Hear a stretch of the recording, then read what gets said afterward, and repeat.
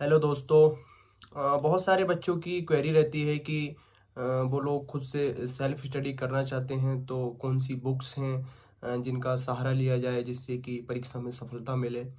तो मैंने तो मोस्टली कोचिंग की थी, तो कोचिंग के नोट्स अपने जो भी मेरे प्रयास रहे उसमें मैंने शामिल किया।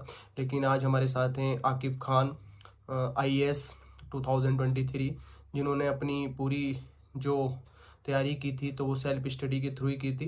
तो ये बताएंगे आपको कि किस तरीके से इन्होंने सफलता अर्जित की और अपने अनुभव शेयर करेंगे। तो आकिब भाई बताइएगा ज़रा। हेलो। देखिए, तैयारी का कोई स्पेशल तरीका नहीं होता है।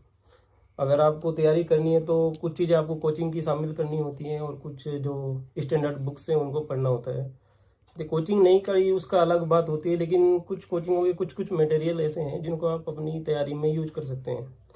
जैसे अगर आप हिंदी मीडियम में हैं तो प्रीलिम्स के लिए ओनली आइज का जो प्रहार मटेरियल है वो काफ़ी अच्छा है, उसको आप रेफर कर सकते हैं आराम से।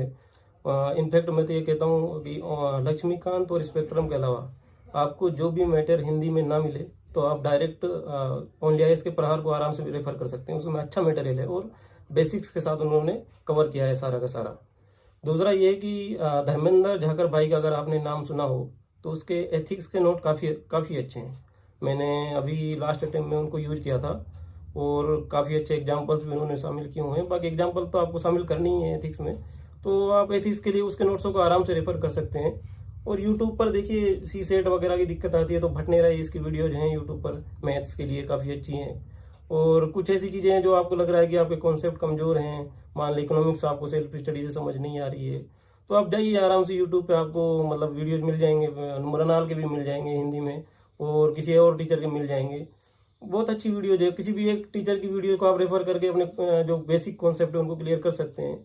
ऐसे ही एथिक्स को अगर आपको लग रहा है कि कुछ कुछ चीज़ें हैं जो टर्मिनोलॉजी आपके मतलब आपको लग रहा है कि कोई हो जो आपको पढ़ाए, तो उसके लिए भी धर्मेंद्र भाई की वीडियोज भी हैं। और इसके अलावा अगर आपको इंग्लिश में थोड़ा सा कंफर्टेबल हो तो पीयूष कुमार करके एक टीचर है, उसकी भी काफ़ी अच्छी वीडियोज हैं।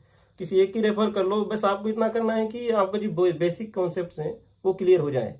देखो होता क्या है कि हमारी पूरी जर्नी में ना तो कोई एक सेट ऑफ बुक्स काम आती हैं, ना ही किसी एक कोचिंग के सेट ऑफ नोट्स काम आते हैं। आपको पूरी पढ़ाई पर्सनलाइज करनी होती है।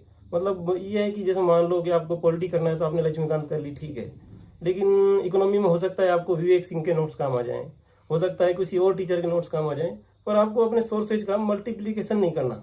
मतलब ये कि अगर आपने ज्योग्राफी के लिए एनसीईआरटी पढ़ ली तो किसी भी टीचर के, किसी भी कोचिंग के, किसी के भी नोट्स नहीं पढ़ने, फिर आपको जो अपनी एनसीईआरटी जो अंडरलाइन की है उसी को बार बार रिवाइज करना है।